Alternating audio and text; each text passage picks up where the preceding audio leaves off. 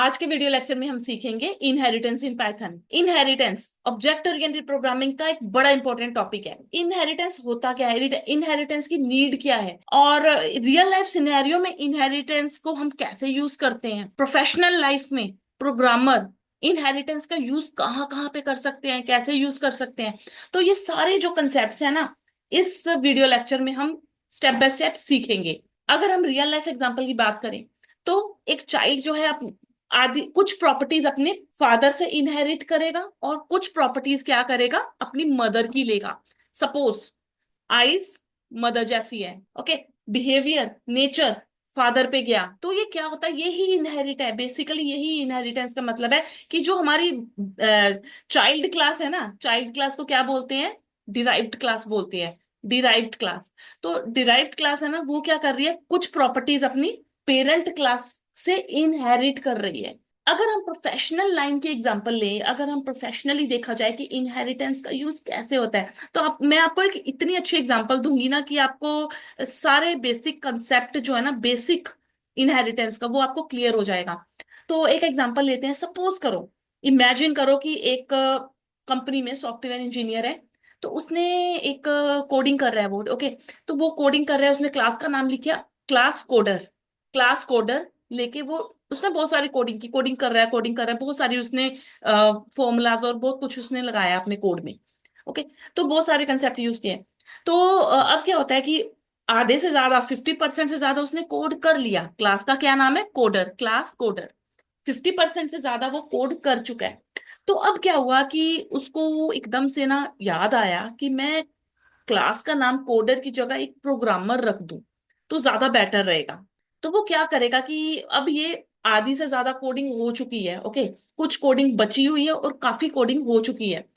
तो अब अगर वो क्लास का नाम चेंज करता है, प्रोग्रामर रखता है, तो कॉम्प्लिकेशंस अराइज हो जाएंगी। किस तरीके की कॉम्प्लिकेशन, कि हो सकता है कि उसके प्रोग्राम में बहुत जगह पे उसने क्लास का नाम यूज किया हुआ है, ओके। कोडर था क्लास का नाम, उसने हो सकता है कि बहुत जगह पे उसने कोडर नाम यूज किया हुआ है, ओके। तो उसको क्या करना पड़ेगा कि हर जगह पे अगर उसको नए नाम चेंज करना है क्लास का, उसको क्या करना पड़ेगा, हर जगह पे कोडर हटाना पड़ेगा। कॉम्प्लिकेशंस अराइज होएगी। अगर बाय चांस कहीं पे वो भूल गया या गलती से नहीं हो पाया, तो क्या होगा कि एरर मैसेज जनरेट होगा। तो क्या है, हमारा टाइम कंजम्पशन भी लगेगा, टाइम बहुत ज्यादा वेस्ट होगा। तो यही प्रॉब्लम को ना इनहेरिटेंस कैसे सॉल्व करता है, तो क्या करेगा, क्लास प्रोग्रामर और ब्रैकेट में लिख देगा कोडर। तो वो क्या होगा, इस ये इतना कोड लिखने से ये क्या होगा कि जितनी भी प्रॉपर्टीज, जो भी उसने कोड लिखा हुआ है ना कोडर क्लास के अंदर, ओके, वो सारे का सारा ऑटोमेटिकली शिफ्ट हो जाएगा प्रोग्रामर क्लास में, ओके। तो उसको बार बार कोड लिखना नहीं पड़ेगा। तो ये रीयूज हो जाएगा कोड, जो है कोड रीयूजेबिलिटी का कंसेप्ट है ये। तो हमारा जो कोड है ना कोडर क्लास का, वो सारे का सारा ऑटोमेटिकली प्रोग्रामर क्लास में आ जाएगा। और प्रोग्रामर क्या करेगा फिर, आराम से अपना जो आगे का कोड है, ओके, 60% कोड था वो हमारा कोडर क्लास में था, और 40% कोड जो बचा हुआ है, वो भी अपना कोड लिख सकता है आराम से। और वो जो अपना कोड भी एक्सेस कर पाएगा प्रोग्रामर, और अपनी base class, parent class, coder class, coder class का कोड भी बहुत इजीली और बहुत मैनेजेबल वे से एक्सेस कर पाएगा। तो यही बेसिक फंडा है इनहेरिटेंस का, कि ये कोड रीयूजेबिलिटी को बढ़ावा देता है। कि जैसे हम लोग कोड को रीयूज कर सकते हैं, अपना पेरेंट क्लास का जो कोड है वो हम बार बार उसको यूज कर सकते हैं। Hello friends, welcome to my channel crack IT with Anu. अब इनहेरिटेंस का बेसिक मैंने आपको बता दिया कि इनहेरिटेंस बेसिकली बहुत अच्छी एग्जांपल से आपको मैंने समझाया, एक प्रोग्रामर के एग्जांपल से, कि प्रोग्रामर क्यों यूज करना चाहेगा इनहेरिटेंस का, ओके। तो आपको आई होप कि समझ आ गया है जो बेसिक है हमारा इनहेरिटेंस का। तो inheritance is a fundamental concept of object oriented programming, okay.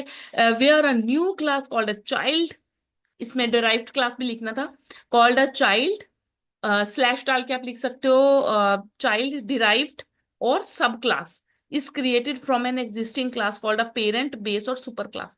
Parent class को क्या कहते हैं, super class, base class and parent class, okay. तो क्या करते हैं कि हम नई क्लास क्रिएट होती है, चाइल्ड क्लास क्रिएट होती है from the base class. Child class inherit all the properties and behaviour of another class. Child class क्या करती है कि जो भी properties and methods and attributes मैंने आपको ऑलरेडी बताया है, क्लासेस में हमने डिस्कस किया है, तो जो भी मेथड्स एंड एट्रीब्यूट्स है ना पेरेंट क्लास के, बेस क्लास के, वो सारे के सारे एक्सेस कर सकती है child class. Parent class allowing the code to reuse and extend और modify the behaviour of parent class. तो पहले एक एग्जांपल, प्रैक्टिकल एग्जांपल करके देखते हैं, फिर हम थ्योरी पढ़ने का मजा आएगा। तो मैंने वीएस कोड ओपन किया।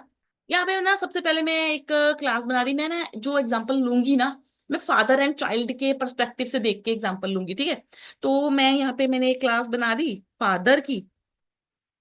ओके, मैंने फादर की क्लास बना ली। तो अब इसमें मैं कुछ फादर की ना प्रॉपर्टीज लिखती हूँ, फादर की प्रॉपर्टीज जो कि चाइल्ड में भी है, जो कि बच्चे में भी है। तो मैं एक लिख लेती हूँ पर्सनैलिटी।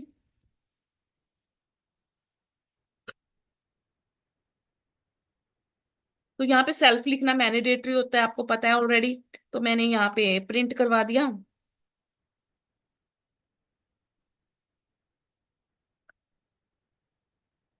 काम एंड पेशेंट। ओके। तो नेक्स्ट मैं एक ही रख लेती हूँ अभी, ठीक है। अभी एक ही इसका मेथड रखते हैं फादर क्लास का, ताकि आपको इजिली क्लियर हो। तो मैंने एक लिया क्लास, सन ले लेती हूँ, एक सन नाम की क्लास, और इनहेरिट क्या करेगा, फादर, इस तरीके से। ओके। तो ये फादर को इनहेरिट कर रहा है, इसका मतलब फादर की सारी प्रॉपर्टीज ले रहा है ये। तो मैंने यहाँ पे लिख दिया स्किल, यहाँ पे लिख दिया सेल्फ। तो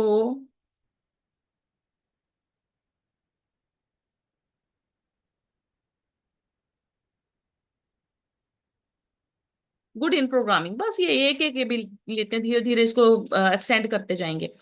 तो मैंने एक अब मैं जो बनाऊंगी ना, अब देखो ये मेरी जैसे कोडर क्लास मैंने अभी आपको बताया था ना, जैसे मैंने मेरी एक कोडर क्लास है। ओके, उसके अंदर मैंने बहुत सारा कोड लिख दिया। और ये क्लास मेरी एक प्रोग्रामर क्लास, मैं नई क्लास बनाना चाहती हूँ, प्रोग्रामर क्लास। तो मैं इस तरीके से इनहेरिट करूंगी, class, new class name, bracket में ओल्ड क्लास नेम। अब मैं जो ऑब्जेक्ट बनाऊंगी ना, वो किस क्लास का बनाऊंगी, न्यू क्लास का। ओल्ड क्लास का ऑब्जेक्ट नहीं बनेगा। तो मैंने S1 ऑब्जेक्ट ले लिया, सन क्लास का ऑब्जेक्ट, और इसको मैं इस तरीके से लिखूंगी। ओके। तो ये स्टेप आपको अच्छे से पता है कि ये किस लिए होता है, ये ऑब्जेक्ट क्रिएट करने के लिए हम लोग लिखते हैं S1 object name equal to class name parenthesis. तो मैंने ये लिख लिया। अब मैं सन क्लास के ऑब्जेक्ट से ना दोनों के दोनों मेथड्स को एक्सेस करूंगी, ठीक है। तो मैंने यहाँ पे लिख दिया S1 डॉट स्किल, ठीक है, इसको भी एक्सेस करूंगी। और दूसरा मैंने लिख दिया यहाँ पे देखो लिखा हुआ है कि मैं पर्सनैलिटी और स्किल, ये दो मेथड्स को एक्सेस कर सकती हूँ सन के ऑब्जेक्ट से। जो हमारा सन क्लास का ऑब्जेक्ट है ना, उससे मैं ये दोनों मेथड्स को एक्सेस कर सकती हूँ, ऊपर शो कर रहा है। तो अब मैं पर्सनैलिटी ले लूंगी, तो इसको मैं रन करके देखूंगी, तो ये मुझे आउटपुट शो करेगा। देखो, ये चाइल्ड क्लास का आ गया गुड इन प्रोग्रामिंग, और ये बिहेवियर आ गया।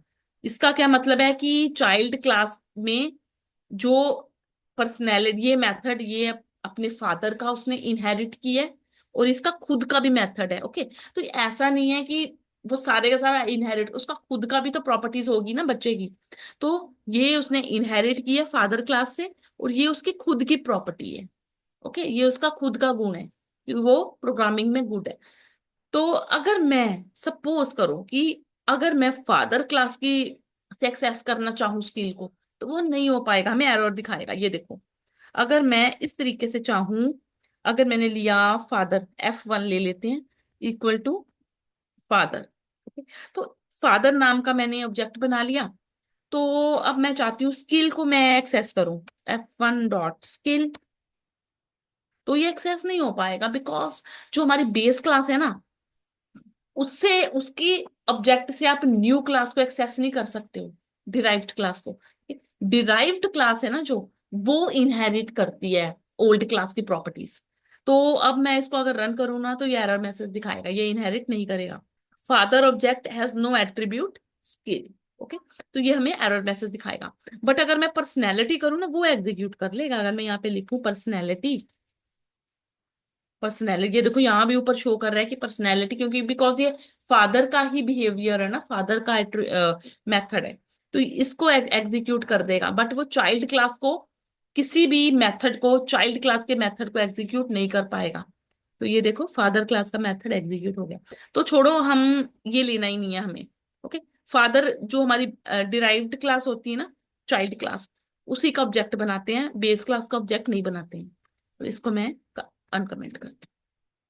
ठीक है, तो ये बिल्कुल सिंपल सा था, सीधा सा था, आपको समझ में आ गया। अब थोड़ा थोड़ा नोट्स भी साथ साथ देखते हैं।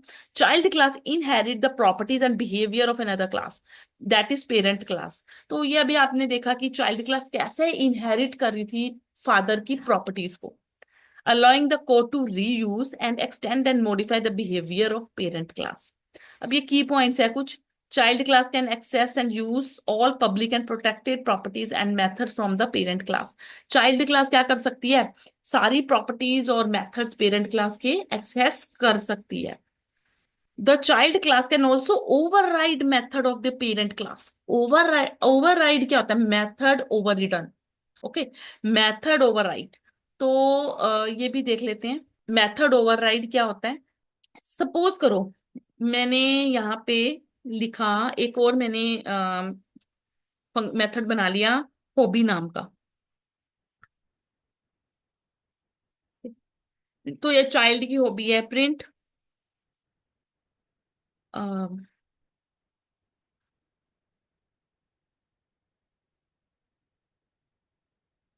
Likes to play cricket.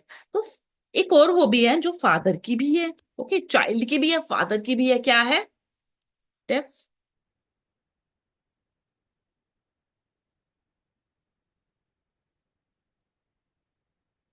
Father की हॉबी है reading books, only reading books. और चाइल्ड की जो प्रॉपर्टी है ना, उसको क्रिकेट भी खेलना अच्छा लगता है और बुक्स रीड करना भी अच्छा लगता है। इसका मतलब ये जो पर्सनैलिटी वाली प्रॉपर्टी इनहेरिट कर रहा है, और हॉबी वाली प्रॉपर्टी भी वो फादर की इनहेरिट करेगा। यहाँ पे हॉबी को भी रन करवाना पड़ेगा, इसको मैं कमेंट आउट कर देती हूँ, स्किल और पर्सनैलिटी को।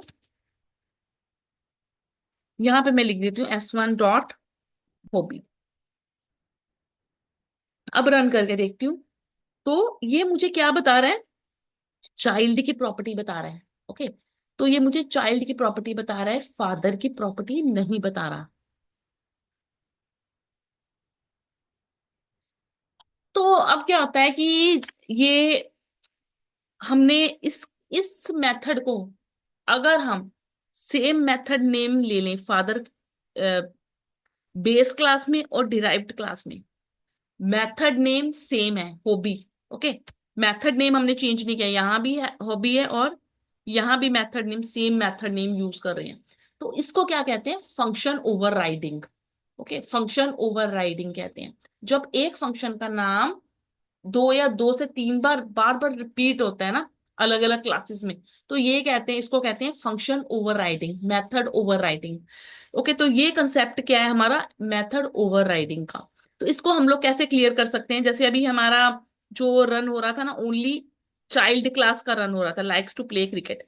बट दो चाइल्ड है ना, उसकी हॉबी रीडिंग बुक्स भी है, ये भी कर सकता है वो, रीडिंग बुक्स भी है चाइल्ड की हॉबी। तो इस केस में हम क्या करेंगे? दोनों हॉबीज को शो करने के लिए हम यहाँ पे सुपर क्लास का यूज करेंगे। तो मैंने यहाँ पे लिखा सुपर कीवर्ड का यूज करेंगे यहाँ पे, सुपर डॉट, और हॉबी हम लिख देंगे यहाँ पे। तो सुपर क्या करता है, मैंने अभी आपको बताया, जो हमारी बेस क्लास होती है ना, पेरेंट क्लास, इसको क्या कहते हैं? सुपर क्लास भी कहते हैं, सुपर क्लास कहते हैं ना। तो अब ये क्या करेगा? ये जो हमारा सुपर कीवर्ड है ना, ये बेस क्लास को पहले एक्सेस करेगा, फिर चाइल्ड क्लास को एक्सेस करेगा। तो अब मैंने सिर्फ इतना ही लिख दिया। अब मैं इसको रन करूं, तो ये मुझे देखो, पहले सुपर क्लास, पहले पेरेंट क्लास का मेथड एक्सेस कर रहे हैं रीडिंग बुक्स, और उसके बाद चाइल्ड क्लास का लाइक्स टू प्ले क्रिकेट, जो हॉबी है ना चाइल्ड क्लास की हॉबी, वो बाद में शो कर रहे हैं, और पहले मुझे पेरेंट क्लास का मेथड एक्सेस कर रहे हैं। Super keyword basically parent class को पहले एक्सेस करता है, पेरेंट क्लास को एक्सेस जो है वो पहले देता है, पेरेंट क्लास को एक्सेस देने के लिए यूज किया जाता है सुपर कीवर्ड का। तो इसकी जगह ना आप ये भी लिख सकते हो, सुपर कीवर्ड की जगह आप एक और चीज से एक्सेस कर सकते हो, पेरेंट क्लास को एक्सेस करने के लिए आप लिख सकते हो father dot hobby, class name dot hobby और अंदर इसके सेल्फ सेल्फ पैरामीटर पास करोगे। ओके, तो ये one and the same thing है कि अगर आप आपने अगर बेस क्लास को एक्सेस करना है, सेम मेथड है बेस क्लास में और चाइल्ड क्लास में, मेथड नेम दोनों में सेम है। तो आप कैसे एक्सेस करोगे पेरेंट क्लास को, या ऐसे एक्सेस करोगे सुपर डॉट हॉबी करके, या फिर class name base class name dot hobby और ब्रैकेट के अंदर सेल्फ। अब इसको रन करते हैं तो ये सेम मैसेज आ रहा है, reading books, likes to play cricket.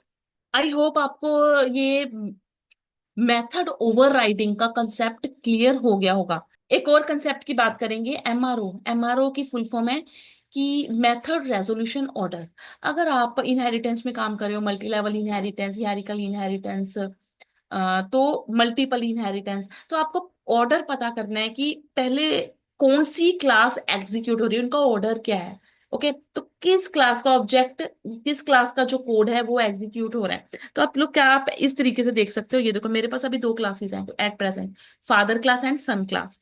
तो अगर मैं यहाँ पे लिखूं प्रिंट सन डॉट एमआरओ, यहाँ देखो एमआरओ आपको शो हो रहा है, ठीक है। तो सन के जो क्लास है ना, उसकी हेल्प से मैं हॉबी को, पर्सनैलिटी, स्किल, ये तीन चीजें मैं एक्सेस कर सकती हूँ। यहाँ पे जो शो हो रहा है ना, मतलब सन क्लास अगर मैंने डॉट लगाया तो सन क्लास की हेल्प से ना मैं हॉबी, पर्सनैलिटी, स्किल, एमआरओ करके देखते हैं, और यहाँ पे मैं ये लगा दिया मेथड रेजोल्यूशन ऑर्डर। तो इसको मैं अगर रन करके देखूं तो ये मुझे क्या बता रहा है, क्लास मेन सन, मेन जो हमारी सबसे पहले क्या एग्जीक्यूट हो रहा है, सन क्लास है ना, उसके मेथड्स एंड एट्रीब्यूट्स एग्जीक्यूट हो रहे हैं, उसके बाद फादर के हो रहे हैं, ठीक है। तो ये सन फादर, तो उसके बाद ये हमारा क्लास ऑब्जेक्ट बता रहा है, ये हमारी बेसिकली रूट क्लास है, क्लास ऑब्जेक्ट। तो तो ये काम है हमारा एमआरओ का। आप इस तरीके से देख सकते हो कि आपकी जो प्रायोरिटी है एग्जीक्यूशन की, आपका आप जब प्रोग्रामिंग कर रहे हो तो पहले कौन सी क्लास का मेथड और एट्रीब्यूट्स एक्सेस कर रहे हो। तो इसको मैं अभी अभी के लिए डिलीट कर देती हूँ। तो मेथड ओवरराइडिंग का कंसेप्ट हमने देख लिया। इस नोट्स में आते हैं, child class can also override the method of parent class. तो ये भी अभी हमने सीखा। Inheritance allows you to create more specialised class without rewriting code. Okay, ये तो आपने देख ही लिया है कि हमें जैसे हमारी बेस क्लास है, फादर क्लास है, उसका बार बार हमें कोड चाइल्ड क्लास में लिखने की जरूरत नहीं है। ओके, बार बार हमें मेंशन करने की जरूरत नहीं है कि चाइल्ड में ये भी प्रॉपर्टीज है, फादर की ये भी प्रॉपर्टीज है। ओके, तो वो क्या कर रहा है, ऑटोमेटिकली इनहेरिट कर रहा है, वहां से अपने आप से प्रॉपर्टीज आ रही हैं चाइल्ड क्लास में। We use inheritance when we want to create a new class that shares common behavior with the existing class but also allows us to add some new features. Okay, तो ये भी आपको clear है कि child class के ना ही वो properties inherit करता है अपनी बेस क्लास से, कुछ एडिशनल फीचर्स भी, उसकी खुद की प्रॉपर्टीज भी होती हैं चाइल्ड क्लास की। तो ये सिंपल एग्जांपल है जो अभी मैंने आपको करके दिखाई। यहाँ पे मैंने तीन एट्रीब्यूट्स लिए, eyes, personality and hobby, parents की, पेरेंट की, और सन का मैंने एक ही एट्रीब्यूट लिया है, स्किल। ओके, तो जो चाइल्ड है ना वो ये तीनों मेथड्स को इनहेरिट कर रहा है, फादर के तीनों मेथड्स को इनहेरिट कर रहे हैं। तो इस तरीके से हमने ऑब्जेक्ट बनाया, सन नाम का ऑब्जेक्ट बनाया, और इस तरीके से हम फादर की जो प्रॉपर्टीज है उनको भी एक्सेस कर पा रहे हैं। ये भी हम कर चुके हैं कि हमारा मेथड ओवरराइडिंग का कंसेप्ट आ जाता है कि अगर फादर की हॉबी रीडिंग बुक है, सन की हॉबी सन की हॉबी क्या है, cricket, like to play cricket, तो हम क्या कर सकते हैं कि ये दोनों प्रॉपर्टीज अगर सन की है तो इस तरीके से हम सुपर मेथड का यूज करके हम इनहेरिट कर सकते हैं। तो ये भी हमने सीख लिया इनहेरिट करना, सुपर डॉट हॉबी, या फिर आप ऐसे भी लिख सकते हो फादर डॉट हॉबी फिर ब्रैकेट। ओके, तो अब ना इनिट का यूज करके देखते हैं कि अगर बेस क्लास में हमने इनिट का यूज किया है ना, तो चाइल्ड क्लास में उसका क्या इफेक्ट पड़ता है। चलो थोड़ा और प्रोग्राम में ट्विस्ट लाते हैं। तो ये था ओवरराइडिंग का कंसेप्ट जो आपको क्लियर है। मैंने ना फादर फादर की क्लास में ना यहाँ पे लिख दिया डेफ इनिट, यहाँ पे कर दिया सेल्फ।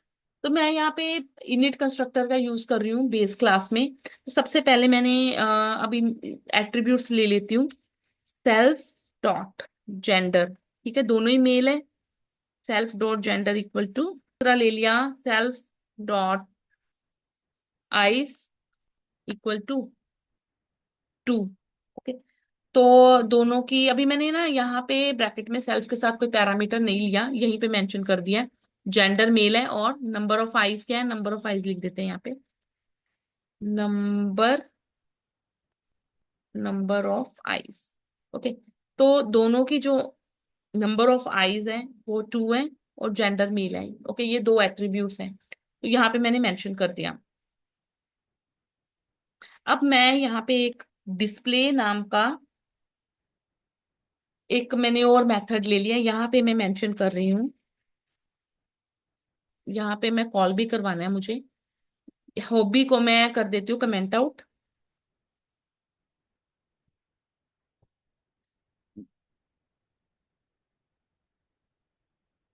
S1 डॉट डिस्प्ले कर दिया। तो अब इसको रन करके देखती हूँ,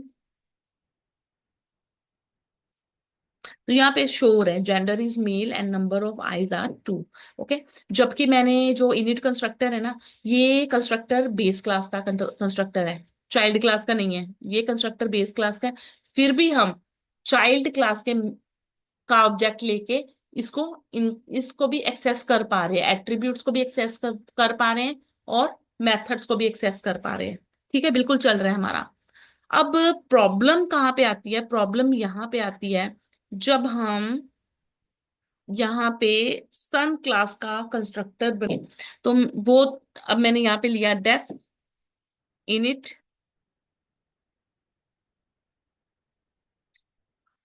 मैंने ले लिया सेल्फ, और यहाँ पे एक और पैरामीटर दे देती हूँ सेल्फ कोमा नेम, नेम भी ले लेते हैं। ओके, तो यहाँ पे मैंने नेम भी ले लिया, तो मैं यहाँ पे लिख देती हूँ self dot name equal to name.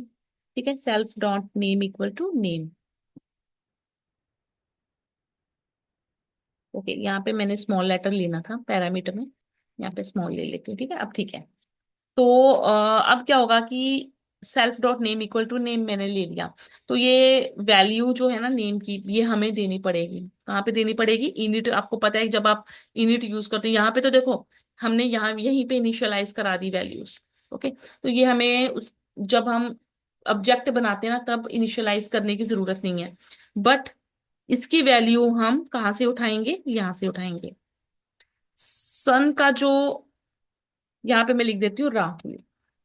Okay, तो मैंने यहाँ पे नेम लिख दिया, तो अब इसको एक्सेस भी करवाना है ना, तो इसको एक्सेस भी करवा लेते हैं, इसको यहीं पे एक्सेस करवा लेते हैं। Print H string name is self dot name, self dot name. तो मैंने यहीं पे एक्सेस करा लिया, अब इसको दोबारा से मैं रन करके देखती हूँ, तो ये मुझे एरर दिखा रहा है। ओके, तो ये मुझे क्या दिखा रहा है, ये देखो, son's object has no attribute gender. अब यहाँ पे क्या प्रॉब्लम आ गई कि जब मैंने जो हमारी बेस क्लास थी ना, यहाँ कंस्ट्रक्टर बनाया मैंने। ओके, और चाइल्ड क्लास में कंस्ट्रक्टर नहीं बनाया था, तब तक तो वो एग्जीक्यूट कर रहा था, बेस क्लास का कंस्ट्रक्टर कर रहा था बड़े आराम से। अब मैंने जब यहाँ पे भी कंस्ट्रक्टर बना लिया ना, यहाँ पे भी हो गया, तो वो क्या कर रहा है कि मेथड रेजोल्यूशन ऑर्डर से अब देखे तो वो क्या कर रहा है कि वो अपनी ही क्लास का कंस्ट्रक्टर है वो एग्जीक्यूट कर रहा है, पेरेंट क्लास का कंस्ट्रक्टर एग्जीक्यूट नहीं कर रहा। तो जैसे मैंने अभी आपको बताया था, हम लोग क्या करेंगे जब हमें पेरेंट क्लास, मेथड ओवरराइडिंग में बताया था कि जब हमें पेरेंट क्लास को एग्जीक्यूट करवाना है तो हम क्या करते हैं, सुपर मेथड का यूज करते हैं। तो हम यहाँ पे लगा देते हैं सुपर डॉट इनिट, सुपर का, हम बेस क्लास का इनिट कंस्ट्रक्टर को एग्जीक्यूट करना चाहते हैं, तो आप लिखोगे सुपर डॉट इनिट, इस तरीके से लिखोगे। तो अब क्या होगा कि ये बेस क्लास का जो कंस्ट्रक्टर है वो भी एग्जीक्यूट करेगा, और अपनी क्लास का कंस्ट्रक्टर भी, दोनों कंस्ट्रक्टर को एग्जीक्यूट करेगा। तो अब इसको रन करते हैं, अब आ गया gender is male, number of eyes are 2, name is Rahul. Okay, तो ये अपना भी एग्जीक्यूट कर रहा है कंस्ट्रक्टर, और बेस क्लास का भी कर रहा है सुपर मेथड की हेल्प से। तो अब एक तीसरा ट्विस्ट देखते हैं, एक और ट्विस्ट देखते हैं प्रोग्राम में। अब अगर सपोज करो, सपोज लेट अस सपोज मैंने यहाँ पे एक और पैरामीटर दे दिया, तब भी प्रॉब्लम आ जाएगी। Complexion, okay. तो मैंने यहाँ पे दे दिया self dot complexion equal to complexion. क्या किया कि जो इनिट कंस्ट्रक्टर है ना, इसके अंदर मैंने एक और एक पैरामीटर दे दिया कंप्लेक्शन नाम का। ठीक है, तो मैं यहाँ पे ना एक डिस्प्ले में ही मैं सारी चेंजेस डिस्प्ले में कर रही हूँ। अगर मैंने यहाँ पे लिख दिया प्रिंट, एफ स्ट्रिंग लगा दी,